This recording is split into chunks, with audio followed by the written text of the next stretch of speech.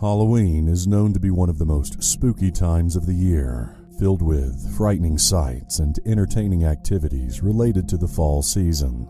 But this time of the year also harbors many creepy mysteries, some remaining unsolved and unexplained. I am Mr. Mysterious, and today we'll be looking into 5 creepy Halloween mysteries. The murder of Chaim Weiss. A 15-year-old Orthodox Jewish boy by the name of Chaim Weiss attended Masitva of Long Beach, a yeshiva high school in New York. The morning after Halloween in 1986, his entire school was horrified when Chaim was found murdered on his dorm room floor. The boy had been bludgeoned to death after a sharp blow to the skull and was then repeatedly stabbed in the head. However, no murder weapon could ever be found anywhere on the premises. Since there was no evidence of a struggle, it seemed very likely that Chaim was killed in bed while he slept before the body was moved out onto the floor. By all accounts, Chaim was very well liked, making it baffling for anyone to think of who could commit such a crime. There were signs that the killer was familiar with the religious customs of Orthodox Judaism. Despite it being a chilly night, the window in Chaim's room was open, a custom which is often done in order to let the deceased person's spirit move out of the location. After the murder, one of the school's rabbis left a memorial candle to burn in Chaim's room. 2 days later, a second candle would appear near the first, though no one would ever admit to putting it there. There were no signs of forced entry anywhere within the dorm room, indicating the killer may have been familiar with the dormitory. During the night, another student on Chaim's floor remembered being momentarily awakened when the door to his room was opened before it was immediately shut again. After 30 years, authorities have never been able to find a suspect or any answers about why Chaim Weiss was murdered in such a brutal fashion. The identity of orange socks. Halloween, 1979. The unidentified body of a young woman was found in a concrete culvert near Interstate 35, just outside of Georgetown, Texas. The victim appeared to be in her 20s, having been sexually assaulted before she was strangled to death. It seemed likely she was murdered that day, and the only unique clue to her identity was a silver, oval-shaped ring on her hand. Her body was nude, except for the only article of clothing she had on, a pair of orange socks. Since the young woman was never identified, orange socks would become a nickname of sorts for the victim. Years later, serial killer Henry Lee Lucas confessed to the murder of orange socks.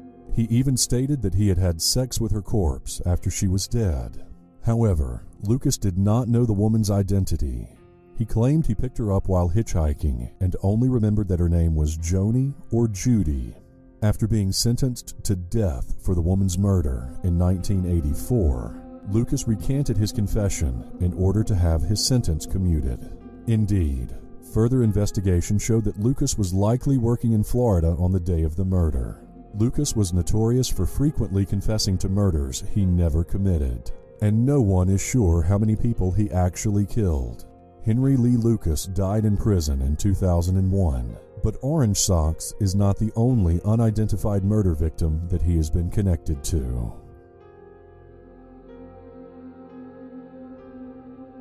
The mysterious death of Chris Jenkins.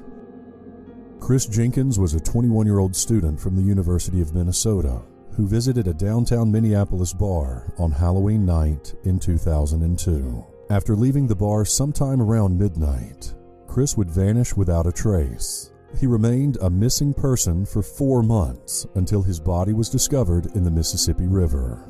Since Chris was still wearing his Halloween costume, all indications were that he died shortly after he disappeared. Chris had been heavily intoxicated that night, and since his cause of death was determined to be drowning, authorities initially believed it was an accident or suicide. His parents refused to believe this and pressed for a more thorough investigation. Finally, in 2006, the death was reclassified as a homicide.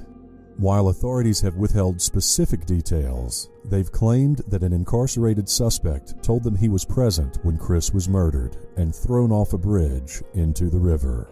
Even though police believe this man's story to be credible, no charges have ever been filed.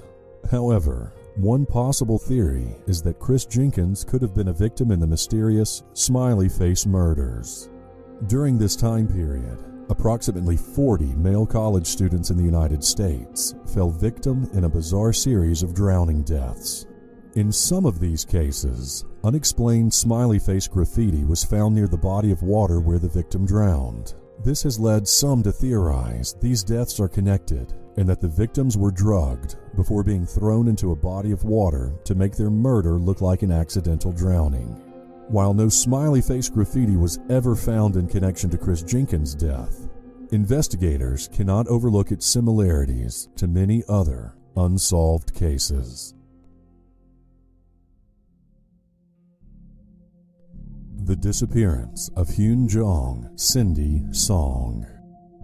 Hyun Jong Song, or Cindy Song, was a 21-year-old South Korean student attending Pennsylvania State University.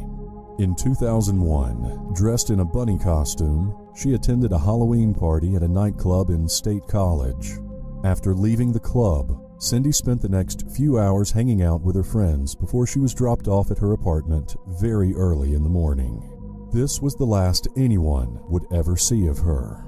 After Cindy was reported missing, a search was conducted of her apartment. There were no signs of struggle, but many of her belongings were strewn about, including aspects of her costume, indicating that she may have gone inside after being dropped off. What happened to her afterwards? Shortly thereafter, a witness reported seeing a woman resembling Cindy in the Chinatown district of Philadelphia. This woman was inside a vehicle with an unidentified male and was crying out for help. A bizarre lead came out 2 years later when a man in Luzerne County named Hugo Marcus Selinski was arrested upon finding the remains of 5 bodies, all buried in his backyard. Even though none of these remains belonged to Cindy, an informant told police that Selinski and an accomplice named Michael Jason Kurkowski Jr. had abducted her. After Cindy was raped and murdered, the 2 men allegedly buried her body at another location. Kurkowski's remains were found in Selinski's backyard, and the informant claimed Kurkowski was murdered for keeping Cindy's bunny ears as a souvenir. So far, no evidence has been discovered that could tie Selinski to Cindy's disappearance, though in January 2014, the burned remains of a dozen more people were found buried at his property. As of right now, we still do not know if any of them will be identified as Cindy Song. The disappearance of Stephen Damon. On Halloween in 1955, Marilyn Damon took her 2-year-old son, Stephen, and 7-month-old daughter, Pamela, to a supermarket in East Meadow, New York. While she went shopping, Marilyn let Stephen wait outside the store with his sister, who was inside a carriage. 10 minutes later, Marilyn exited the store and was shocked to discover that both Stephen and the carriage were gone. Shortly thereafter, the carriage was discovered about 1.5 blocks away. However, even though Pamela had been left behind inside the carriage, Stephen was nowhere to be found. He has not been seen since. In many cases where infants are abducted, it's theorized that the perpetrator wanted a child of their own and decided to raise the missing infant under a new name. Over the years, DNA testing has been utilized in an attempt to determine if Stephen Damon was ever given a new identity. At one point, investigators noticed that Stephen bore a resemblance to the infamous boy in the box, an unidentified child who was found murdered inside a cardboard box in Philadelphia in 1957, and a story we looked into in more detail in a previous video. However, DNA testing would eventually confirm that Stephen and the boy in the box were not the same person. In 2009, a Michigan man named John Barnes came forward believing he might be Stephen, but DNA testing also ruled this out. It's possible an adult Stephen Damon might be living another life somewhere else under a different identity, unaware that he was once taken from his real family. However, his whereabouts continue to remain unknown. Tell me in the comments section, do you have any theories about any of these mysteries?